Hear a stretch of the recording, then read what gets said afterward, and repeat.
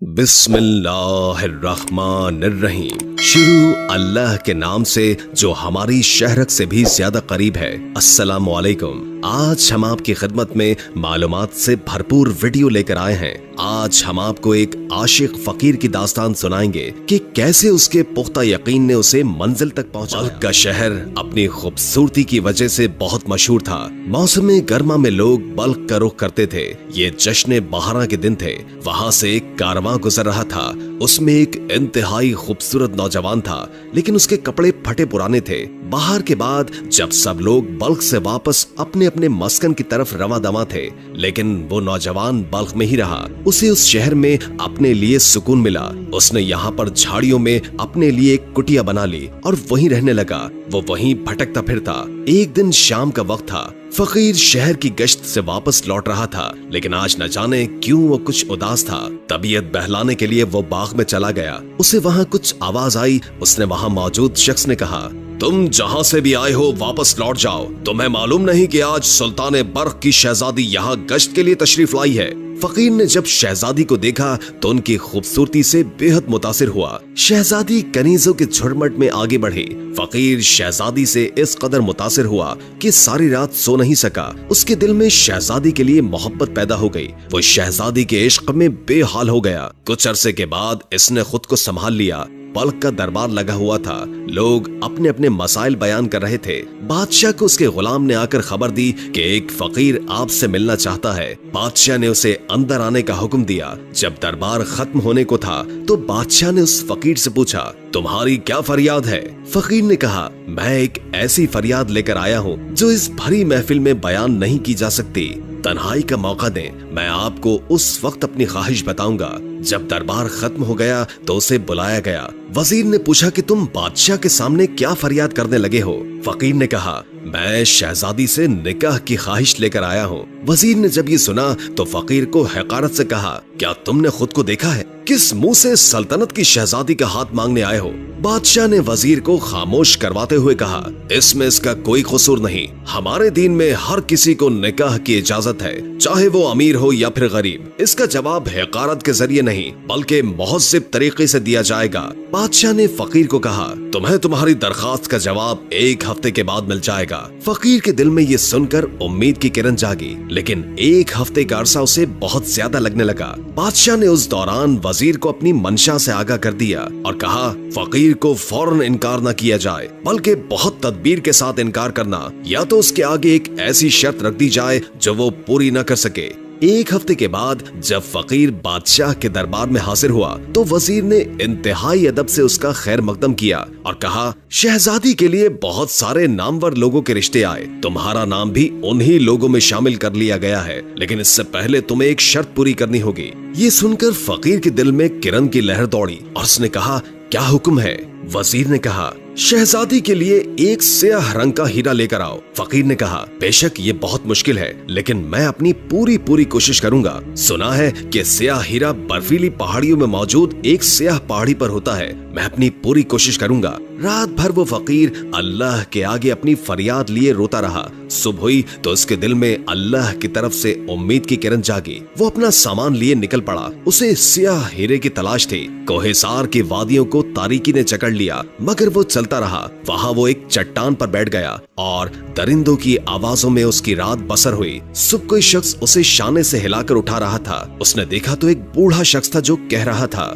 बेटे, ये बैठने का वक्त नहीं है। एक चट्टान टूट के गिर गई है। तुम अपने निकलने के लिए रास्ता बनाओ, वरना शाम तक यहाँ सैलाब आ जाएगा। फकीर घबरा कर उठा और चल पड़ा। उसे रास्ते में निकलते वक्त टूटी हुई चट्टान में चमकता हुआ पत्थर दिखाई दिया तो उसकी खुशी की इंतहा नहीं रही। उसे न जाने ये यकीन था कि ये वही हीरा है जिसे ढूंढने के लिए वो निकला है। वो खुशी के आलम में बल्ख की तरफ रवाना हो गया। सफर में उसे कई दिन गुजर गए। जब वो बल्ख पहुंचा तो दरबार में हाजिर हुआ। वजीर ने कहा, तुम फिर आ गए, जबकि तुम्हें बता दिया गया था। फकीर ने कहा, मैं शर्त पूरी करके आ गया हूँ, और वो स्याह चमकता हुआ हीरा बादशाह के आगे रख दिया। सब दरबारी इस मुनफरिद और नायाब हीरे को देखकर दंग रह गए। फकीर ने अपनी ख्वाहिश का इजहार किया और कहा, मैंने शर्त पूरी कर दी है, अब मेरी ख्वाहिश पूरी की जाए। वजीर ने कहा, इसमें कोई शक नहीं कि तुम कामयाब होकर लौटे हो, लेकिन इसके बाद एक और शर्त है जो तुम्हें पूरी करनी है। फकीर ये सुनकर मायूस हुआ,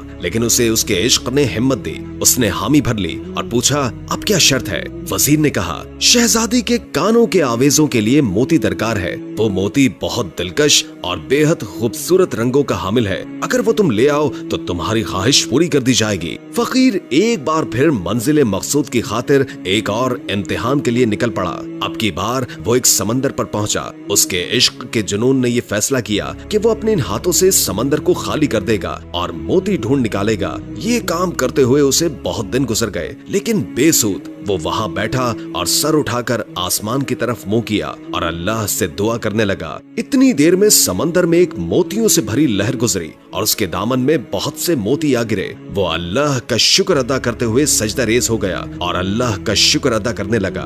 खुशी और तशक्कुर के इस आलम में वो दामन में भरे मोती लेकर बल्ख की तरफ वापस पलट गया। बादशाह के दरबार में पहुंचकर उसने अपने दामन में भरे सारे मोती बादशाह के आगे पेश किए, इस उम्मीद के साथ कि अब वो अपनी मंजिल पा चुका है। लेकिन वजीर ने उसके इस जुनून का मजाक उड़ाते हुए कहा, तुम कहाँ और शहजादी कहाँ? अभी भी वक्त है कि तुम अपनी इस जुनूनियत से बाहर आ जाओ। इतनी देर में एक शहजादी दौड़ती हुई आई और कहा कि शहजादी की तबीयत खराब हो रही है, वो बेहोश होकर गिर गई हैं। महल में कोहराम बर्पा हो गया। बादशाह के पहुंचते पहुंचते शहजादी दारे फानी से कूच कर चुकी थी। हर तरफ सोग का आलम था।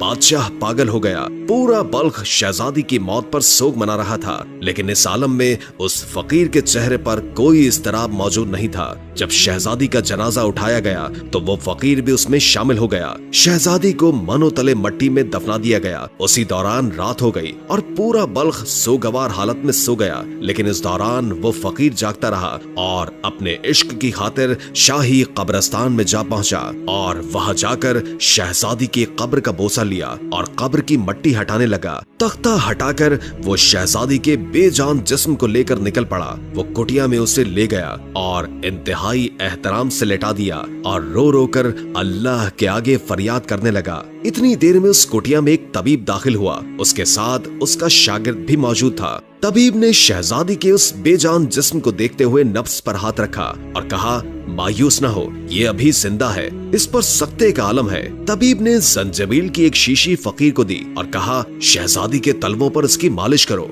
शहजादी के जिस्म में हरकत पैदा हुई और उसने आंखें खोल दी। फकीर ये देखकर हैरान और बेहद मसरूर हुआ। शहजादी ने खुद को अजनबी माहौल में देखकर पूछा, मैं कहाँ हूँ? फकीर ने कहा, आप फिक्र न करें, आप एक महफूज पनाहगाह में हैं। इसके बाद फकीर ने तमाम दास्तान शहजादी को सुना डाली। शहजादी इस फकीर के जुनून इश्क को देखकर बहुत हैरान हुई। उस तबीब ने उन दोनों का निकाह पढ़वा दिया और अपने शागिर्द को गवाह बनाया। फकीर की खुशी का कोई आलम नहीं था। वह आज खुशी से झूम रहा था। वो तशक्कुर के आलम में सजदे में गिर गया और कहा, बेशक अल्लाह तेरे बस में सब कुछ है, तुझसे कभी नाउमीद नहीं होना चाहिए। आहिस्ता आहिस्ता फकीर की खुशहाली का दौर शुरू हो गया। शहजादी ने बाहम अपने साथी शौहर का साथ दिया और खुशी से उसके साथ रहने लगी। फकीर की कुटिया महल से ज्यादा दूर नहीं थी। महल की लाडली बेटी की मौत के बाद बादशाह पहले जैसा न रहा। वो दीन की तरफ रागिब हो गया और बहुत सी मसाजिद और मदरसे तामीर करवाए। बादशाह हफ्ते में एक बार बच्चों के साथ एक महफिल मुनक्किद करवाता।